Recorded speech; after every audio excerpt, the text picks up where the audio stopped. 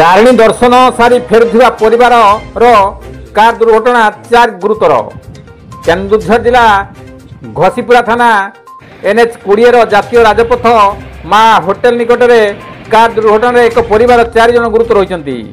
सूचना अनुजाई बालेश्वर जिलार सुर अंचल एक परिवार घटगाँ माँ तारिणी दर्शन सारी फेरुवा बेले अपराह 2टार कार सामना को एक बाइक आरोही पलि बचाइवा कारटी भारसाम्य हराई रास्ता कड़र थिबा पुल उपरे धक्का होइतिला, जहा फल दुर्घटना होइछि। शिवप्रसाद सेठी, पार्वती सेठी, पद्मावती सेठी, सुलोचना सेठी को गुरुतर अवस्था आनंदपुर उपखंड चिकित्सालय भर्ती कराई। कविंद्र राउत का रिपोर्ट, गेडी न्यूज।